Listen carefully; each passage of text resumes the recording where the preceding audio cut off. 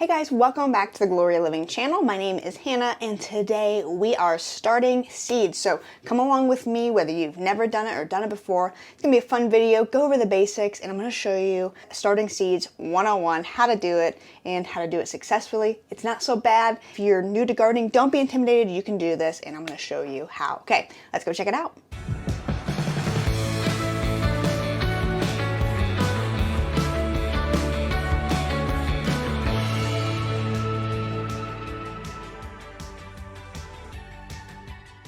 If you're wondering whether you even want to seed start or whether you want to just buy plants, I'm going to encourage you that although buying plants can be fine if you're just buying a few, if you want a large garden, seed starting is the way to go. It's much more cost efficient, you get way more choice of varieties, and you're definitely going to be able to run easier, probably even into heirlooms if you're seed starting yourself. I'm not saying it's hard to find heirlooms out there at the store, but I think it's easier to find huge different varieties of heirlooms online starting your own seeds. I think seed starting is the way to go for any serious gardener, and so that is the way I like to do it. I understand people have different time constraints, abilities, seasons of life, whatever, that hold them back from doing it, but it's a really simple process, it's really easy, you can do it, and I think it's the best way to get a jump start on your gardening. Okay guys, so I have a large amount of seeds that I'm going to be getting started, but I'm going to show you all our supplies first. Step one, gather all your supplies. Okay, so we are starting different things today. We're going to start some tomatoes, peppers, and onions, and even get our sweet potato slip started. Not sure if I'll show you that, but we've got all sorts of things and some herbs too. So all you're going to need for supplies, starting off, number one thing you're going to need are your containers, whatever you're growing in. There's different options. I have these seed starting containers here that I am going to use. I also have some leftover containers from things I bought at the store like lettuce, pita bread came in this one, different things from breadcrumbs, yogurt, sour cream. And those are good to have on hand to keep around this time of the year in case there's something you want to plant and give away or whatever, or even just for yourself. Any container shaped like that is going to be good to use. These plastic ones will hold up a little bit more, but yeah, anything like that. So you grab your containers. I'm going to show you these seed starting containers as well. After they've started in here, I move them up to a 2.5-inch pot, but you could always use the 2.5-inch pot to start with, but it doesn't really matter. Just find some containers, whether that's little Dixie cups, whether you have a tray like this, and whether you need an aluminum tray, something, get started, whatever you can afford, whatever works for you. And that is number one thing you're gonna need is the containers to put the seeds in and to start them in. Okay, secondly, you are going to need some type of medium, as in soil, to start your seeds in. So I actually use a seed starting mix. I don't use potting soil, I just use a seed starting mix. I thought about it this year, I hemmed and hawed about it, almost did potting soil, but you know what, I have a bunch of seed starting mix and I don't have any potting soil, I just used it all for projects outside. So I am going to use my seed starting mix, and maybe when I pot them up, I'll go into potting soil. But I have a video about if you want to do that, how to go about that. So if you haven't checked that video out about seed starting, then check that out as well. So I'm using this Jiffy Organic seed starting mix. And then I am also, as far as other equipment, place that is going to get either light or a grow light, which we have as well. And I'll show you those under our shelving where we put these in a little bit once we get to that step. You're also going to want some type of heat source to keep them warm, like a heating pad. If you have a heating pad at your house, you can use that. This is a special one that I use for seed starting that you can get on Amazon. And I'm gonna put links to all this stuff below if you wanna check them out. A grow light as well. And I have something to water with. I think a good spritzer can be good and helpful. A little spray bottle here.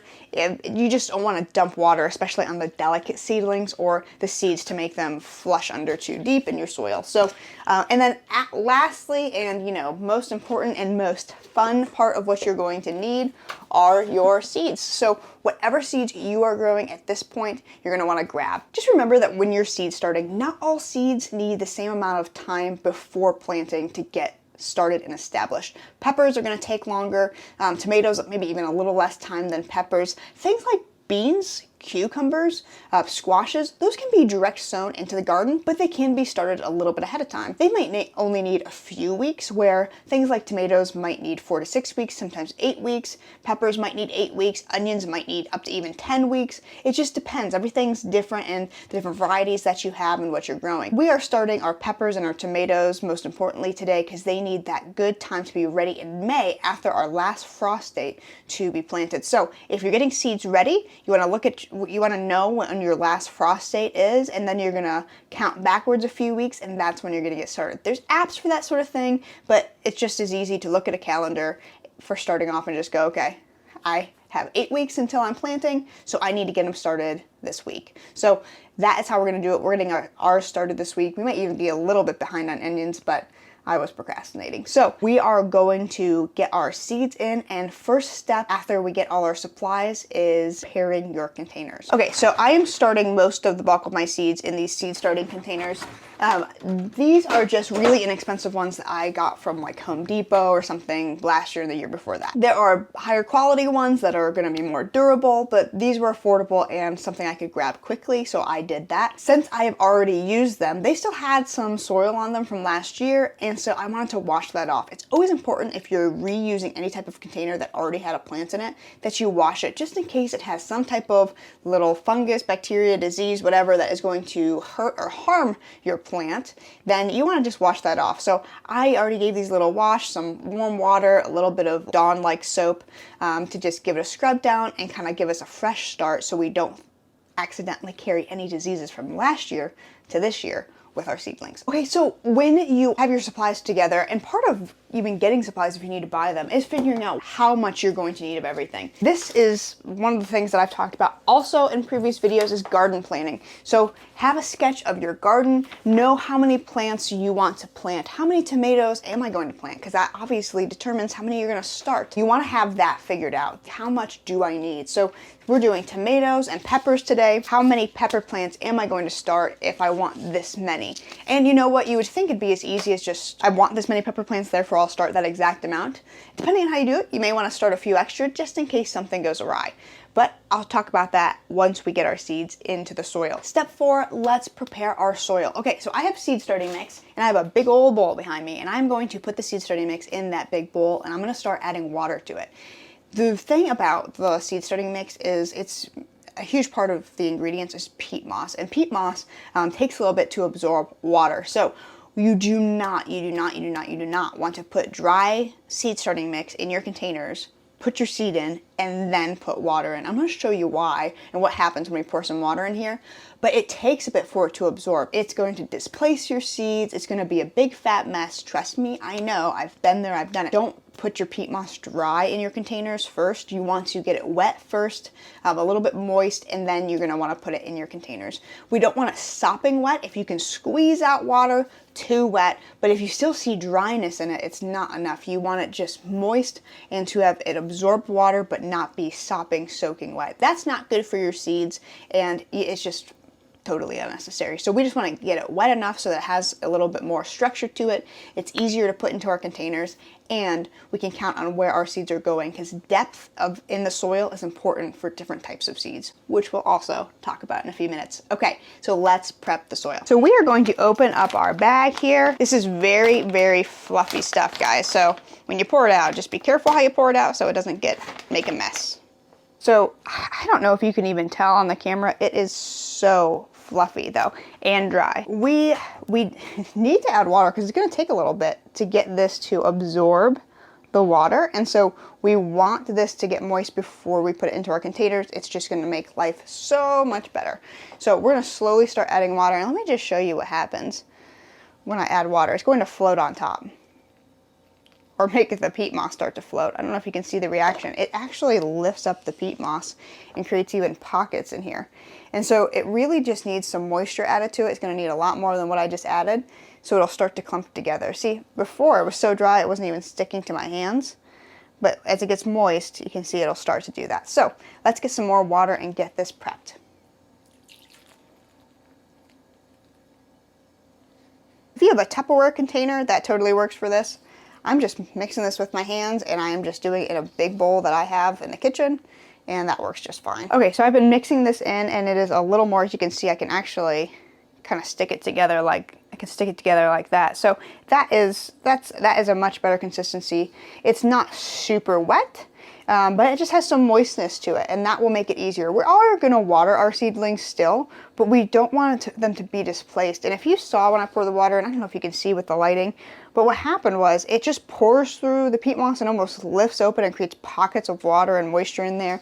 And if that would happen to your seedlings, you might put a seedling in 1/4 of an inch deep. And if you do that, it might sink it down 1/2 inch or an inch deeper to the bottom, or bring it to the top or whatever. And you just don't want to have to deal with that. So we want to get this moist first. We're going to put this in our containers, and it'll make that easier to water anyways, because truly if it does that pocket and you have your soil containers filled, it'll bring up your soil above your container top anyways. Let's go on to our next step and get the soil or seed starting mix into our containers. Okay, I also want to say that a little bit goes a long way, in the sense that if you're not doing a ton of seed starting, you don't need as much seed starting mix as you think. It goes pretty far. So one of these bags is going to be more than if you were just filling one of these trays, it would be more than enough to fill this tray.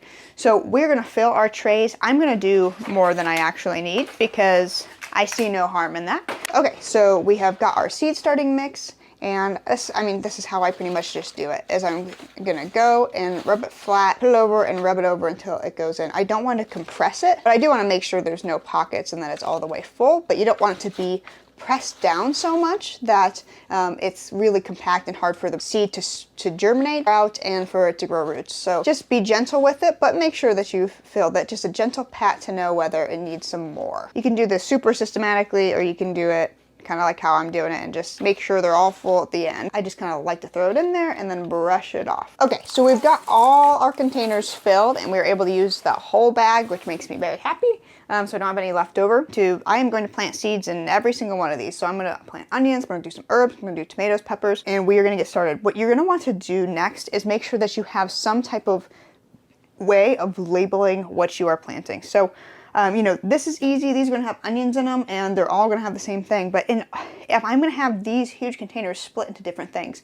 So whether you do tape on the edges down here to label where they stop, or up here where it stops, whether you have little popsicle sticks, whatever your method to the madness is, you're going to want to figure out something, whether you get a little metallic Sharpie and do lines, whatever. So tape, I think, is a good idea because it can be taken off and reused, or whatever type of tape, or sticky notes, that sort of thing. I think is a good idea as long as it's on there secure and it's not going to fall off. That's a good way of staying organized. You will not, trust me, if you're planting this many, you will not remember what's in them. If you're using Dixie cups, you can write right on those cups what they are.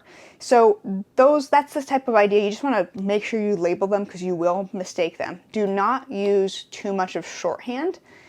That may not help you. Okay, so write out what it is, be clear on what it is. That way you will remember in 8 weeks from now. Okay, remember, you're going to be planting these in several weeks. You're not always going to remember. If you're just worried about watering them, keeping them, disease free, then you're not going to be necessarily worried about which is which, especially if you start turning and changing your trays, or you bring them outside, you're going to forget. So label them. Okay. We are going to plant our seeds, and there are different types of seeds that need different types of planting. So let's get into that and talk about it. Okay, I want you to just take a quick look at the back of your seed packet. So I'll grab my Cherokee Purples here, and I'm going to just show you something that is important. One, all the information that you need to know about planting your seeds is on the back. All you need to know is on the back here. This tells you how deep to sow your seeds, when to do them, if they're frost hardy, how much to space them out. Gives you some information.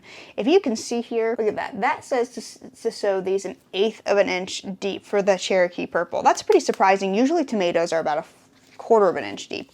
And so it's always good to check. That is barely under the soil. 1/8 of an inch is such a small amount of space under the soil, and that matters. You don't want to dig a deep hole into your soil, your dirt, your seed starting mix, and put them. Some herbs are surface sown. In my mind, 1/8 of an inch is almost practically surface sown, which means you just kind of sprinkle them over the dirt, and just barely, you can maybe barely rub them into the dirt. Peas, bigger seeds like peas, these actually go all the way into 1 inch deep as far as being sown. The seed depth 1 inch. That's a huge difference between a 1/4 of an inch or an 1/8 of an inch. So pay attention to your seed packets, and that is going to depend on how deep you put them into your seed starting mix. So that depends on the holes or whether you are going to do any holes at all. So we're going to do onions over here. It says 1/4 of an inch deep, but what I'm going to do, because onions are just different in the way you plant them and get them started, I'm gonna just kind of sprinkle them all over and cover them up with the soil. And it's gonna be a different story with tomatoes. If I was doing peas, I would stick my finger right in there deep into the soil and do about 1 inch deep and then throw them in and cover them over. But we don't need that much for anything that we are planting today. I'm just gonna show you, it's very simple. When you go to make a little hole in your seed starting mix for your seed, you're just gonna barely make a little indentation. Let me show you. You can take your finger, you can take a pencil, you can take the back of a pen, and you're just gonna wanna make a little divot. So literally just a tiny little divot there for like 1/4 of an inch. Just barely press it down. 1/4 of an inch is a lot less than you think it probably is. Like, you can get a ruler out and just take a gander at it and just see what it actually is, because it's really not as deep as you'd think. It's easier to go deeper than you need to. Okay, so we're gonna start with our jet setter here. I am going to hopefully end with 14 of these. Here's where everybody differs, okay? Some people like to put 2 or 3 seeds in each container to account for germination not occurring, okay? Last year I changed how I did that because I didn't want to waste my seeds, and I realized that I was thinning out a bunch, and mine would germinate really well, and then they would thin out, and I would lose a lot of potential plants. And so I like to just put one seed in each. I have enough room to do that.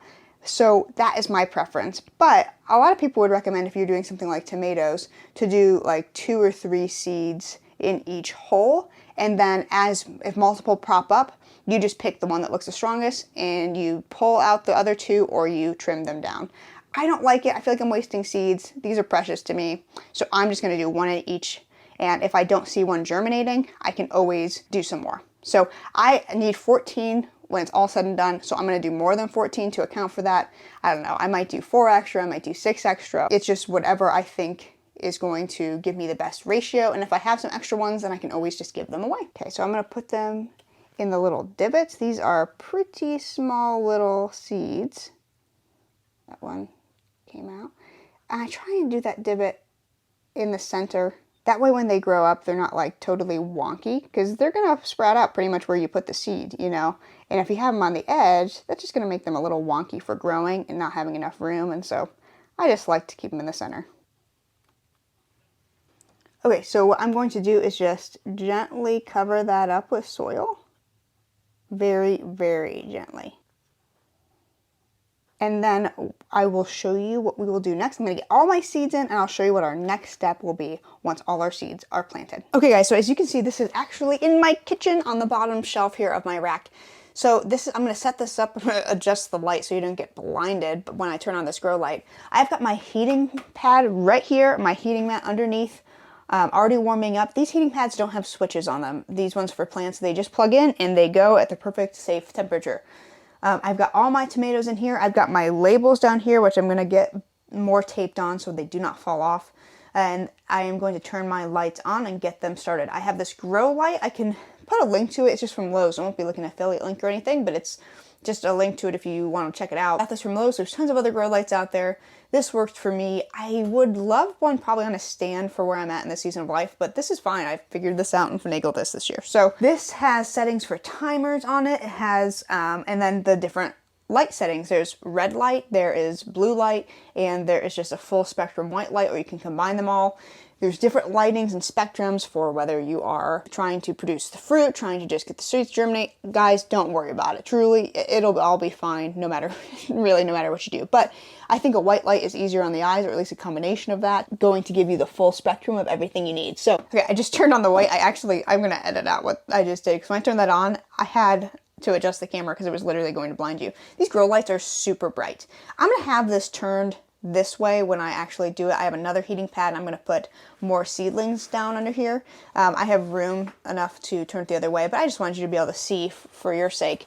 As you can see, I have it labeled 2 different ways. Label, at least for one of these, to have the seed packet. If you empty your seed packet, that's a way you can label them. Let's see if you can see that actually. You can see the back there, I just put my seed packets down on the row where the Juliet was, as well as where the Jet Setter were. There's different ways you can label, that's just for the idea. But what's next is, even though we moistened our soil, we still need a little more water. So we are going to get our spray water, which I've filled, and I am going to spritz my water on here. It doesn't need a ton, but it needs a little bit more than what it has. This is a gentle way of watering, and because if I don't want to displace the peat moss and the seed starting mix, I don't want my seeds to get all wild and go deeper or float up to the top.